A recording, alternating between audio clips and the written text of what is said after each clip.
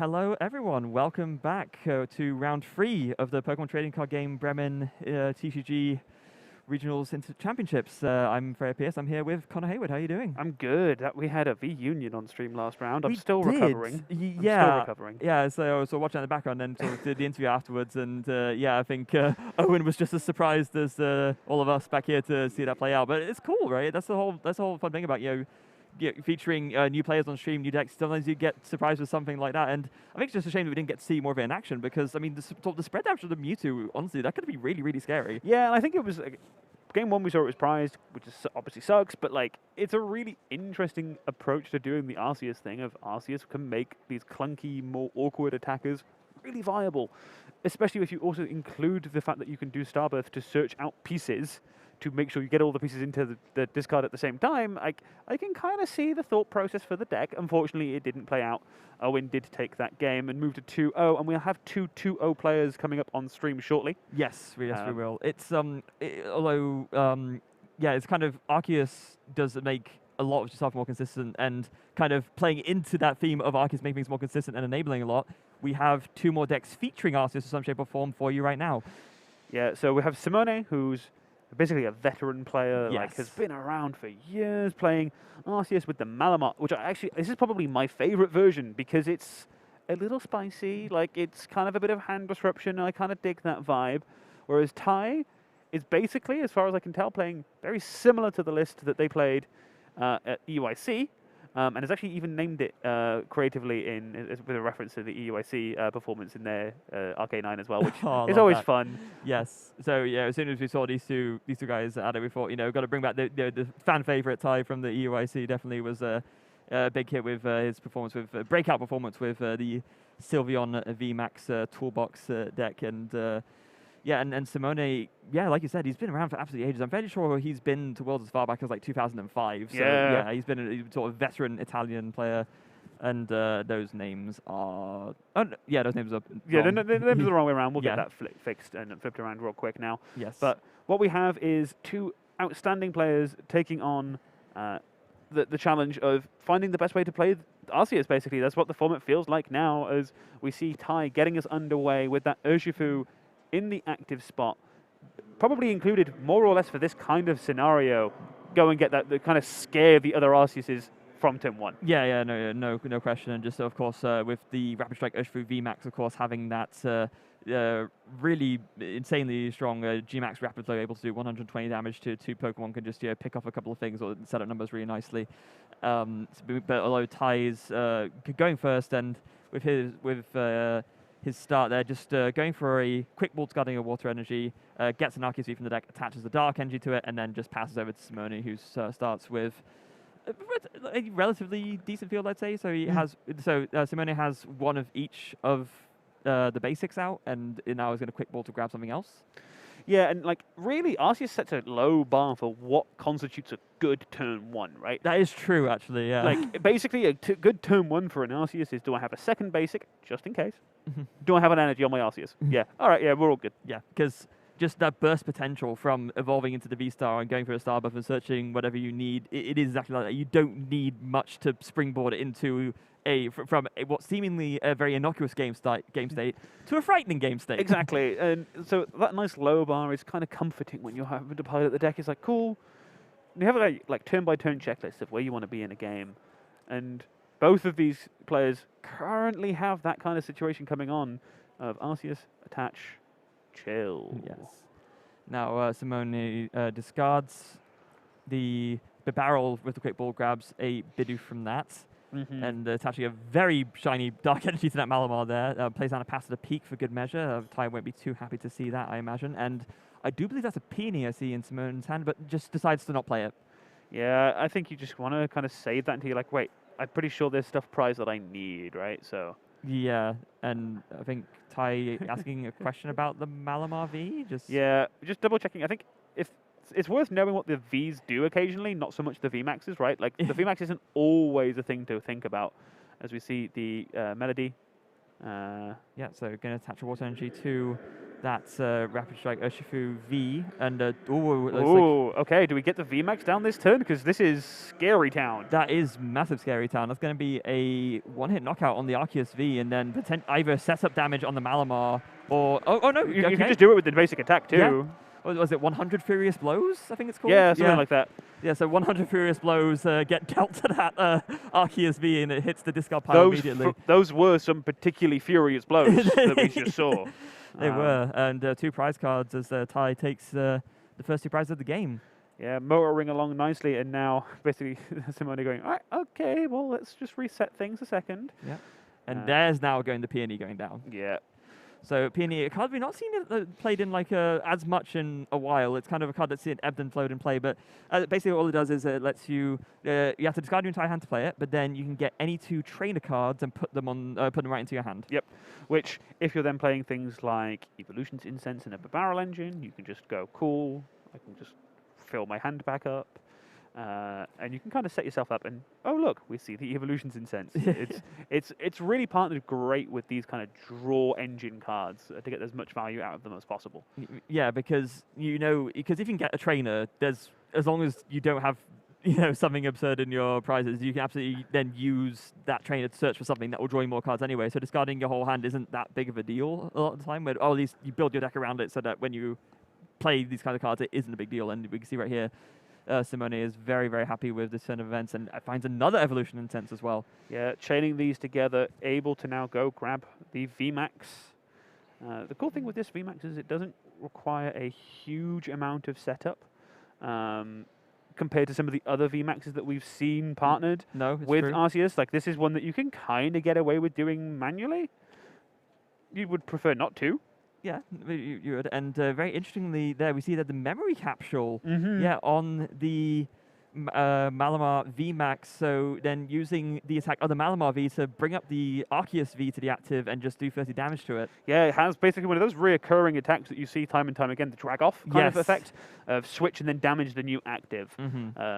David was doing that to me yesterday whilst we were playing a weird version of his cube. Fair so I'm very familiar with drag off all of a sudden.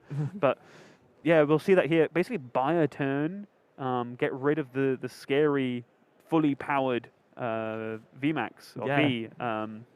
But can Tai piece this hand together in such a way to either get into the V-Star? Because if Tai has an out to the V-Star here, I mean, he can do whatever he wants. Yeah, he actually did. So he just played a Peonia, and the one card he missed off the Peonia was the Sylveon VMAX, which he plays as one of. So yeah, slightly unfortunate there. I'm actually not sure what he grabbed, but we do see another Rapid Strike Urshifu V going onto the bench. And unfortunately, from what I can see in Tai's hand, I don't see a way to access the Arceus V-Star. I do see... Nope. Yeah. And just a pass. He is holding like the Rapid Strike Urshifu VMAX in his hand that you can see, but not much of anything else. As play passes back to Simone, and we see a Ultra Ball discarding what looks to be a Pumpkin and a Barrel, probably to grab another attack. Yep, another Malamar V. Yeah, Tai nodding of like, yep, this is going to be annoying. I'm going to have to go through at least 2 VMAXs now, huh? And yeah. I mean, I guess in theory, Tai could KO the VMAX and then the Barrel, but But yeah, and here is the really powerful combo that this deck has. So the Malamar VMAX's main draw is, of course, that this attack, it's called something Jammer, I believe it's called. It's, Magic Jammer, I believe? Max Jammer, there we go. Max Jammer, yeah. So yeah, so Max Jammer allowing you to do 180 damage, and then you can just pick one card out of your opponent's hand and shuffle it into the deck. Insanely strong control. Yep. And this then really helps you kind of limit their outs and their options. As we see the Eevee benched, as we have seen that there's actually a ton of Jolteon being played this weekend because of the Inteleon engines. Simone's not entirely sure if Tai's playing that yet, because like, as far as we could tell, this could be the kind of Arceus Urshifu Inteleon style build. We know otherwise. Yeah, but and there it goes. The so not quite enough for a KO, of course. Although actually, was that? Okay, no, I'm worried that they might put on a little bit too much damage because, of course, there should have been 20 reduced from the Dolto. So it should be 160, right? Yeah. I think they so 160 plus the 30. Yeah, 190. They've got the right amount, so that's fine. And so now Simone deciding what card do I want to put back into the deck. Yeah, and this is a surprisingly tough call with the part of the pick and play. You're not super worried. about them being able to Ultra Ball for something, because they have to discard most of their hand to do it. Yeah. The switch is also tempting, though, because they can just move this Arceus out of the way, and if they do that, well, this damage is kind of lost. Like, unfortunately for Simone, the list that they're playing doesn't have the snipe potential as some of the other Arceus variants that we've seen. Yeah. And actually, sorry, I misspoke. It's not shuffled into the deck. It goes to the bottom of the deck. Yes. So it's... gets buried out of Marnie range. Yeah, absolutely. Tai, meanwhile, has a quick ball, so discard spare pass to the peak, not going to be needing that, and just looking to grab that Remoraid straight away, and of course, get that Rapid Strike search engine online, which that could be something very important that the Jolteon could shut off on Simone's side. Oh yeah, true. This is a very good point. I'm so used to it only really dealing with Inteleon. I forget that other cards that are water types have abilities too. Yeah, no kidding. And it seems like Simone did decide to shuffle back the Ultra Ball in the end, so that switch is now still in Ty's hand, which he is now going to play, and I think it's going to be... We had 100 Furious Blows, we have another 100 Furious Blows. Yeah, and basically, it's enough to threaten, like, with one damage modifier, the 2-hit knockout. Yeah, it is. I mean, luckily for Simone, Malamar is weak to grass, not fighting like some Darks are, so yeah, it's not going to be a one-shot potential in that regard. But we do see the Jolteon has come down, though, and then Quick Ball discarding another pass to the peak. Imagine he's probably going to want to dig for that memory capsule.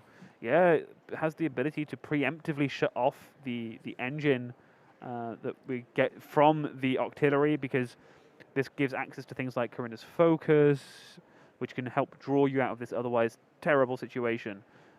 So we'll depend a little bit on finding this memory capsule.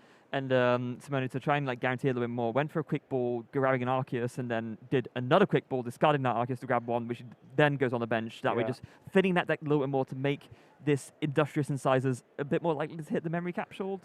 Did that happen? I don't think I see it, no. No. We do see another Marnie, so the dig's... I think that was another Marnie. The dig is not over, technically.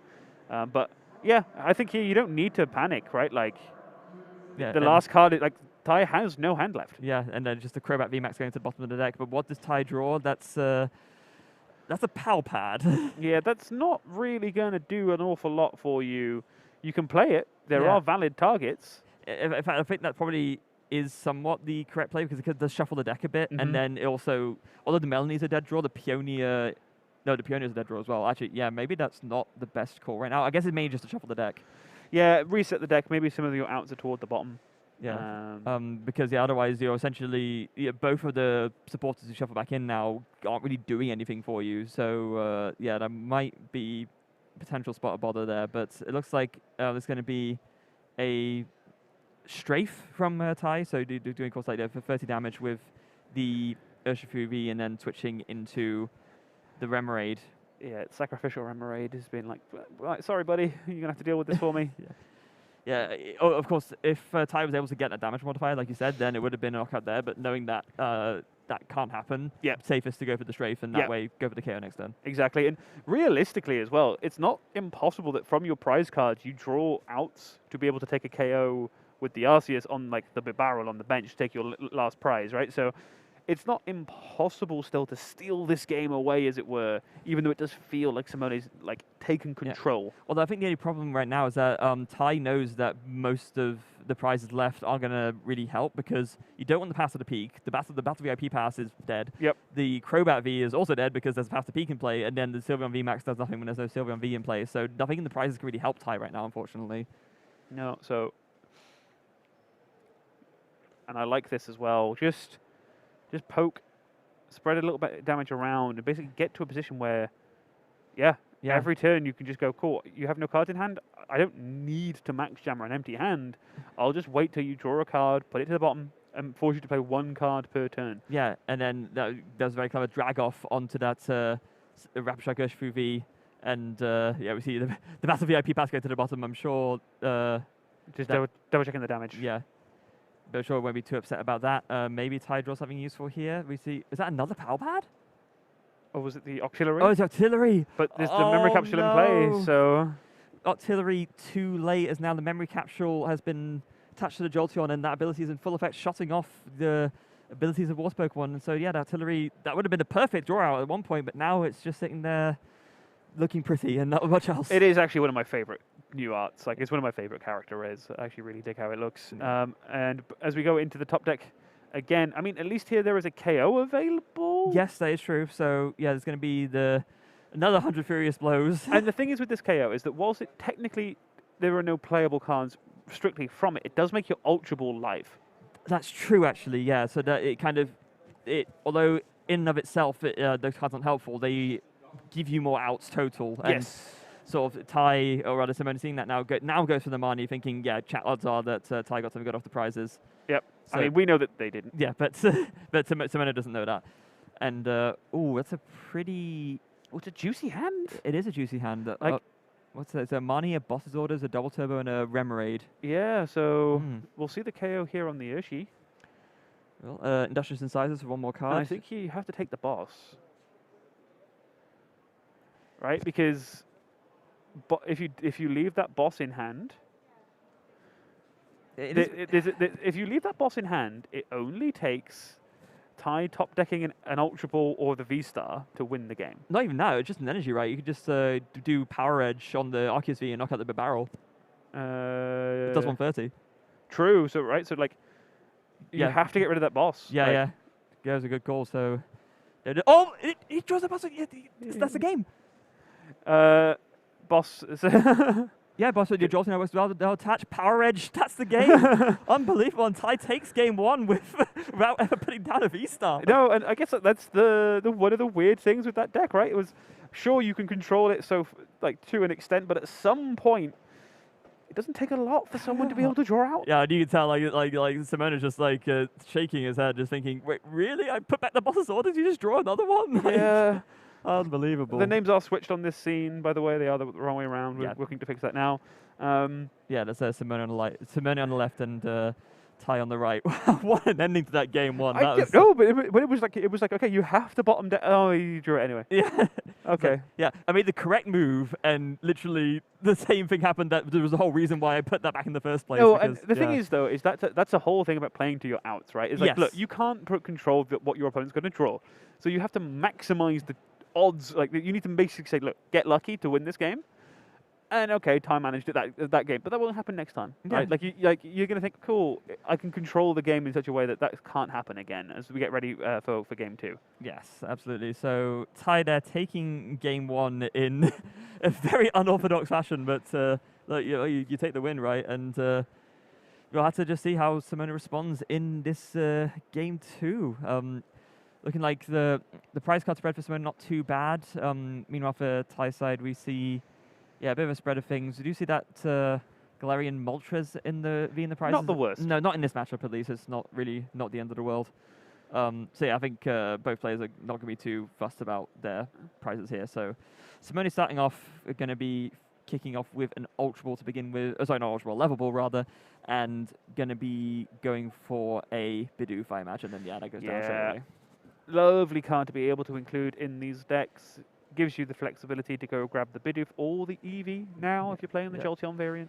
You know, there was a time where I never imagined I'd see the day where there was a competitively viable Bidoof because of, there being a Bibarel that was actually one of the best draw engines in the format. Yeah, and now Ty gets the Dream Start, gets the Battle VIP pass turn one. Yeah, no, Ty's going to be very happy about that. Of course, Battle VIP pass, a card that I think when it first came out, a lot of people had sort of doubts on because I think you can only use it turn one, so it's dead later on in the game. But then people start to realize, oh, hold on, if I hit it turn one, though, this is basically one of the best starts you can have. So it's absolutely worth that risk and worth playing. And right now, we can kind of see why. Yeah, sure.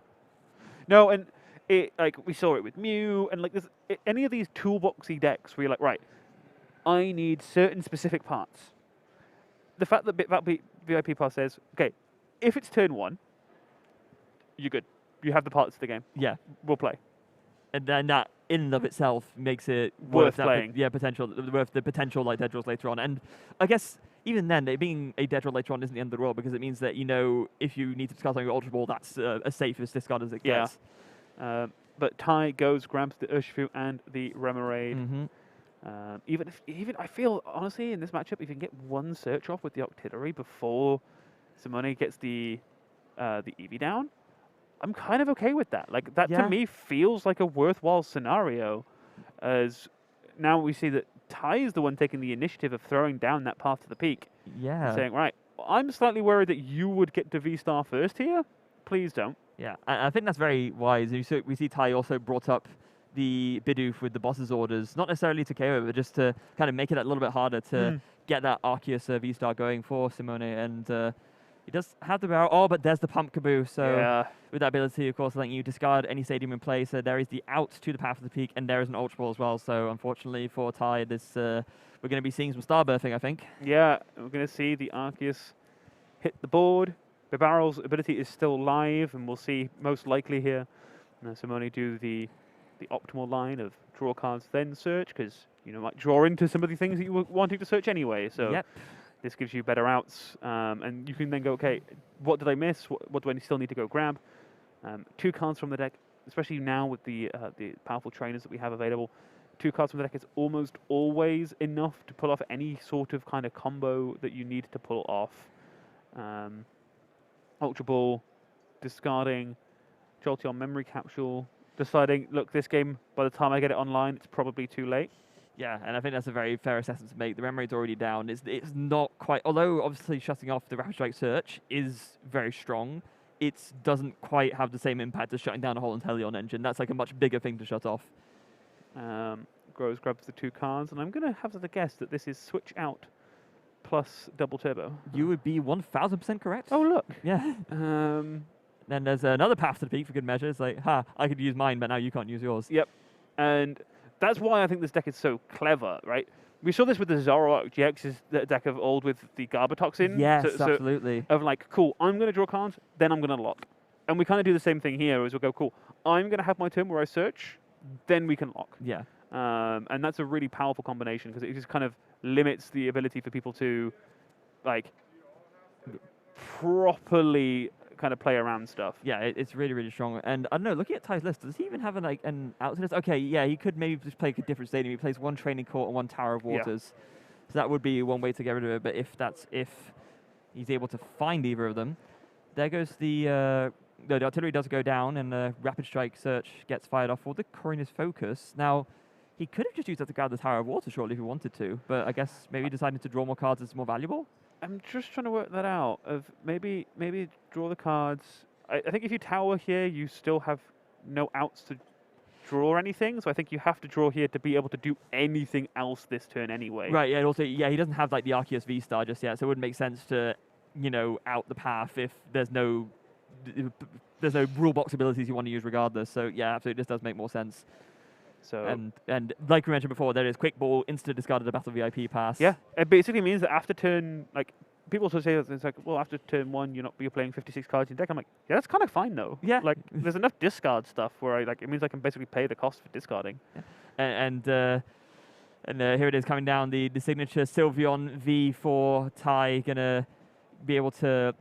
Could use a Dream Gift ability if you wanted to. It's a pretty strong ability to end on, where you can just search your deck for any 1 trainer card, but instead just opting for the Trinity Charge. Well, except for the fact that there's a path to the peak in play. That is a very good point. Yes, ignore me. So so you can't do that. And also, I think this is a better play regardless. You want to get as many energy down as you possibly can. And one of the nice differences with Trinity Charge is because you get to spread those energies around. Simone now has to go, okay, something's getting set up, and there's not a lot of things I can do about it. Yeah, but there's not just one threat you have to deal with. It's which one of these is the most threatening, and then how do I just deal with that? Yep. So we'll see Malamar hit the board from this Evolution's Incense. Does Simone have another retreat out in hand, or is he just going to have to pay the cost this time? Well, it's a very good question. Now, sometimes you really don't mind necessarily having to pay the retreat cost, because if you can just attach an energy and then next turn attach another one, you can essentially undo that -20 from the double turbo. Which can actually be a huge deal, especially in these kind of mirrors where you're having to play those kind of engines, and that extra 20 damage makes a huge difference to taking 2 hit knockouts. Tai just reminded Simone there, you got to discard your hand there if you want to play the Peony. Thankfully, it was just a path to the peak, so it wasn't the end of the world. And I think Tide's going. Have you barreled yet? I don't believe Simone has. No, not this turn at least. So from the Peony, go grab 2 cards.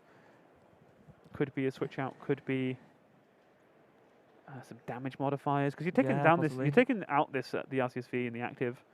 and kind of disrupt the hand a little bit. But Yeah, I think Simone's ideal turn here is to max jammer. I think it's fair to say you want to be able to, you know, just stop Ty from being able to make an effective counterplay and sort of picking one card out of hand is the best way to do that. And yeah, we do see the Malamar VMAX going into the active.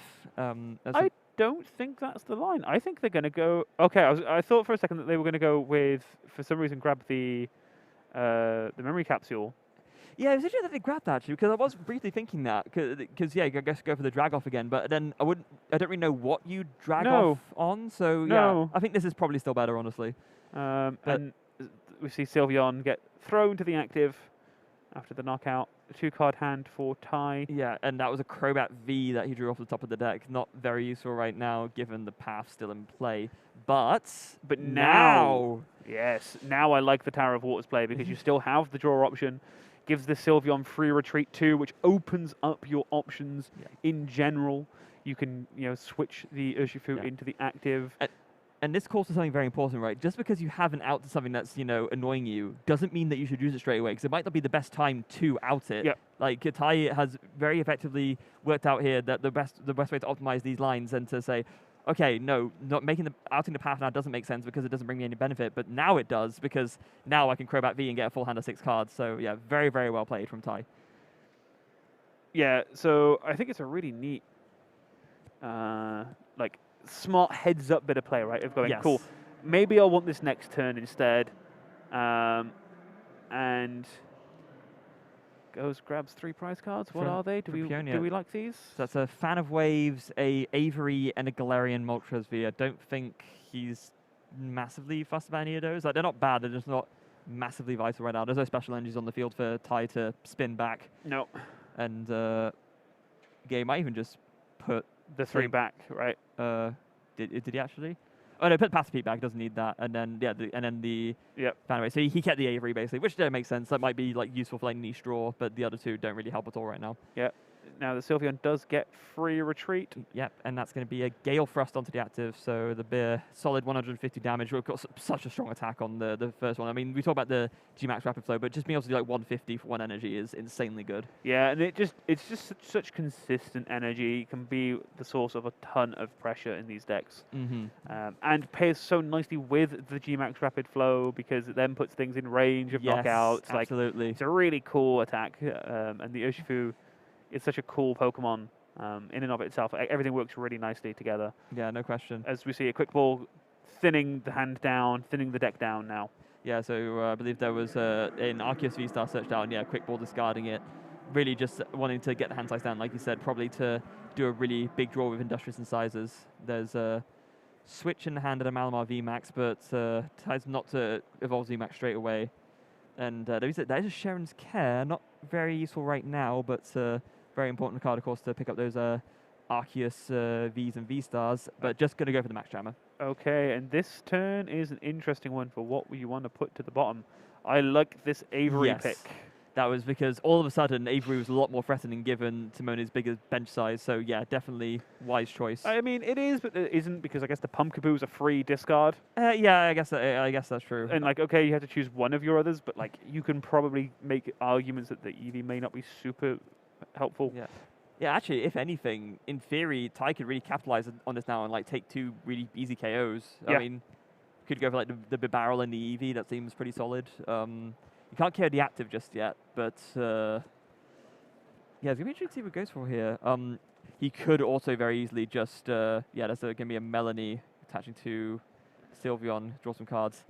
I do believe that the Sylveon actually is doing enough damage to KO the active. This is what I was just trying to quickly do in my head, and it looks pretty close. There's a Quick Ball. I think if he gets 1 more on the bench, that's a different type, then he's got it. So, is there a different type available? Yep, there it is. Another.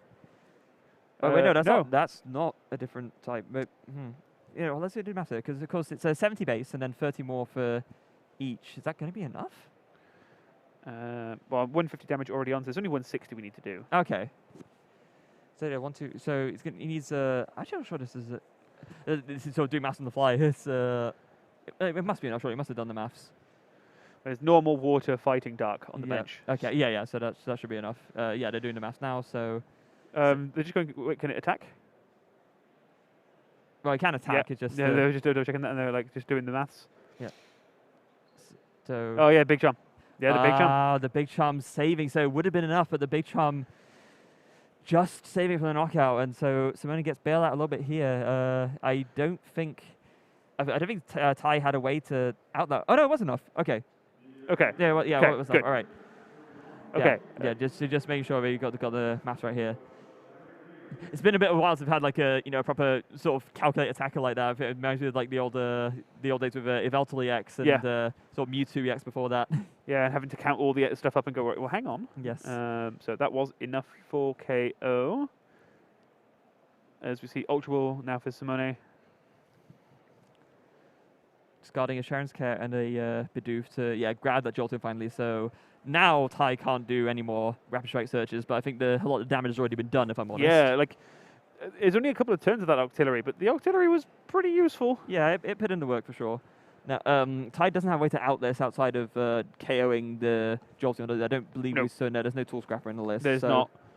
So one of the big ones is obviously this Urshifu VMAX can come in and snipe it and take out that and say the Pumpkaboo. That is true. But what you really want to try and do is take 2 prize cards before you do that, right? If you can take 2 prize cards and finish off the game with that snipe, that is far more effective. It is. I think in the context of this specific game, because there's no sort of prize-dependent disruption, I don't think it's the end of the world necessarily, depending on which way around you do it. But yeah, it seems like one of the easiest. There's basically 2 choices for Ty, right? Either you can just try and KO that Malamar VMAX, or like you said, snipe 2 things and then just snipe and then pick off the big barrel for the last prizes. Yeah. For the last single prize, rather. So off the Marnie, get Quick Ball. Yep, discarding a double turbo energy. I guess doesn't really want to reduce the damage any more than he already has. And at this point, you don't really need to, right? Like the V-Star on the bench is just a manual attach away. Okay, they had 2 in hand. Oh, okay, that makes more sense then. Like, so you could have like used the regular energy there, and like that would still be fine if you really only wanted to make sure you did 200. But the 200 isn't changing breakpoints on this Sylveon, so no, it's not. And unfortunately for Simone, it looks like no energy to attach from the deck, so we're not able to get that Malamar VMAX powered up. Which is a huge, huge thing to spot if you're Ty, right? Yes. Because this now means that like you have the free pivot, free KO on this Arceus. Straight up, yeah, Gale for us. Does that basically just, I think that's almost game over, basically. Right, and the fact that you saw no energy attach is like well, this is probably it, right? Like, I think we get ahead enough now that we can kind of punish and go for this. Yeah, Ty knows. What does Simone do now? Like, okay, Ty knows he just needs the Rapid Strike energy to win the game. He doesn't have the out. He can't just pick it up because he has the Octillery in play. But it's still no. But that's it. It's over. Yeah, that's it. That'll be the end of the game. Simone's like, well, that went poorly. Yeah, I mean, it's literally as soon as I think Simone knew he was doomed as soon as there was no energy attachment off the Arceus V-Star, because I mean that you just Gale Thrust comes in, KOs the Arceus V-Star, and you're done. Yeah, and like we saw the Urshifu soak some damage too. So like it's like, okay, it's not being finished off. Yeah. Like, if you can't take those 2 hit KOs. So it's really rough when that happens in the gameplay. That like, oh, I've run out of my energy in deck. Whoops. Especially because like these decks play a ton of energy. Like the Malamar list was playing a good like 7 dark energy. So and like tons of ways of recycling it. So yeah, running out is not incredibly likely. No, it's not. But I mean, even then, sometimes a game gets a bit grindy, and you just burning through enough energy, enough attackers to the point where you get to there and you realize, oh, I can't attack anymore. Yeah, Whoops.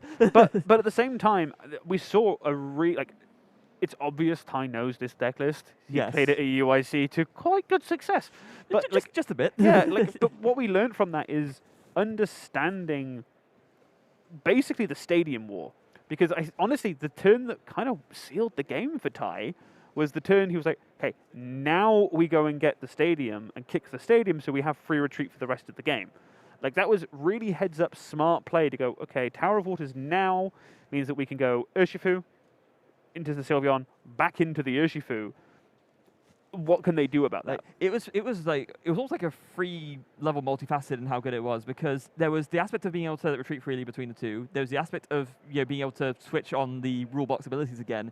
But there was another factor as well, which was at that point Simone had been through and discarded all of the other spare Path to the Peak copies. Exactly. So that stadium was then going to stick at that Yep. point.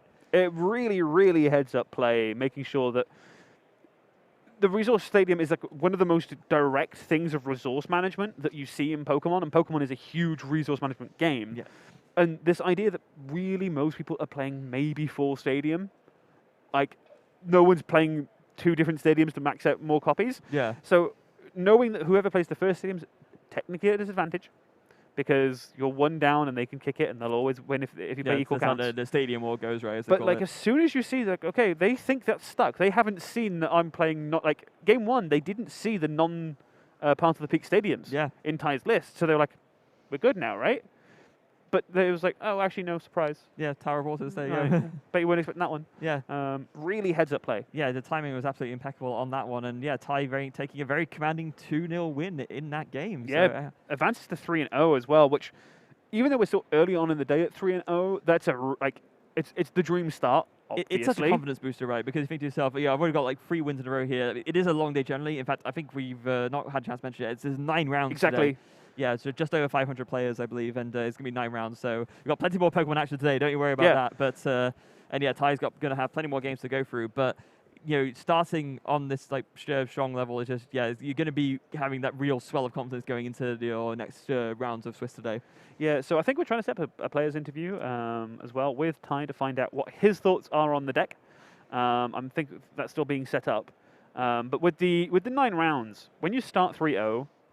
I've never done that, so I wouldn't know. So I have to defer to you here. You only know it's 4 wins, right, to get into at least day 2. Yeah.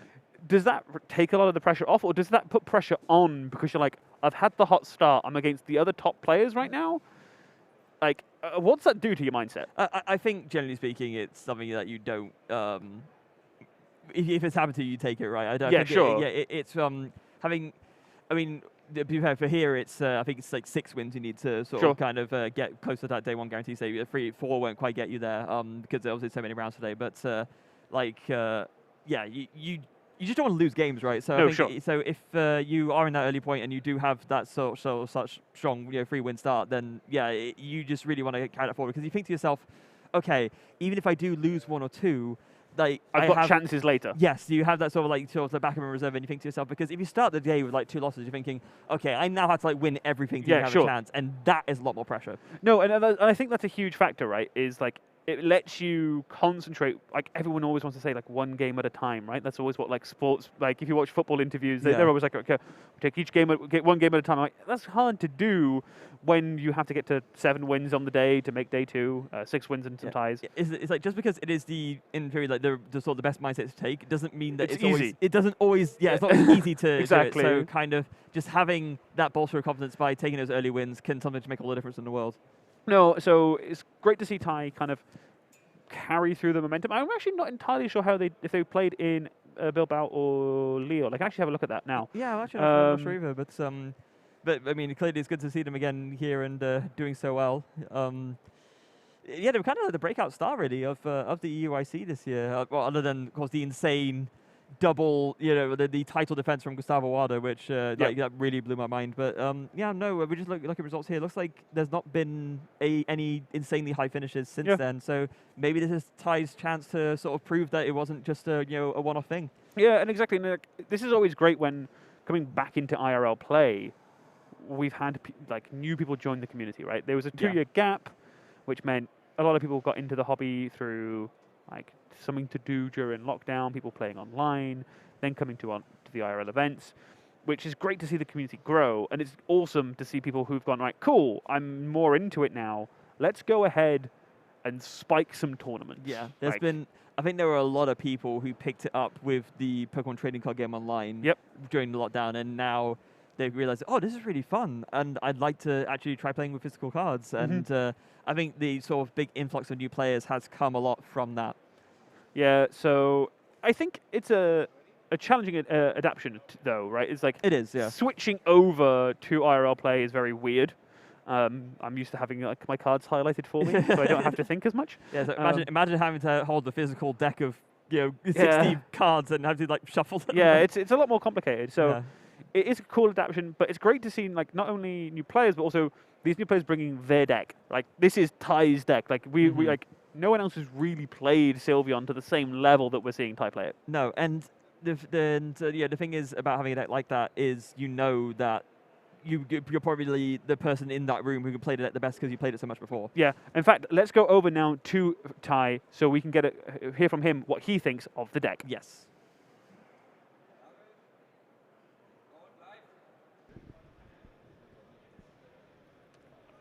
I'm not entirely sure if we are live or not. Okay, it seems we are. Sorry about that. Yeah, so I'm here with the winner of our last round. Would you like to introduce yourself? Yes, my name is Nguyen, and I play Sylveon, as most of you guys probably know. Yeah, so you were already top 8 at the EOIC. Compared to now, like how do you think the meta game changed and how did you adapt that with your decks? Let's see, for EOIC the meta was much clearer. So I expected Arceus, Inteleon, Mew and Mollama. So it was really streamlined, but for this event, like the last few tournaments were so messy, I couldn't like predict it at all, so I just played with what I believed would be best. So we've already seen like there's a lot more Jolteon today. So for you, probably Jolteon shouldn't be a problem to deal with. Was this one of the reasons why you maybe went for this deck? Let's see, you mean Jolteon is a problem, or? Yeah, I mean, like most people play Jolteon, but you have no Inteleon in your deck, right? Yeah, I have no So Inteleon, I have was the that one of? artillery. Ah, yeah, true. But usually the Jolteon decks are not that a problem. They are a hindrance for certain. But let's see, I'm not too reliant on artillery. Like it's really good to have it going, but compared to Inteleon decks, I'm not getting completely blocked by it. Yeah, that's true. So yeah, like the deck you play is very interesting. You have a lot of different options. What's like one of the decks that you really do not want to play against this tournament? Let's see. In UIC it was Mew, but this time it's Whimsicott. Oh, Whimsicott, yeah. I realized that Whimsicott is way harder than Mew, and that would be probably one of the games that I wouldn't be able to win. Yeah, so like your 2 games went pretty well. There was one turn that I saw where your opponent used Malama to get rid of boss, and then you got the boss back. That was nasty, yeah. That was really unfortunate for him, really lucky for me. I'm not sure how the prizes were, but I don't think that he would have game afterwards, but it was really good to seal up the game quickly. Yeah, so how do you think about that matchup in particular? Like Malama, probably especially against your deck, doesn't seem like it's like that difficult to deal with. What do you think?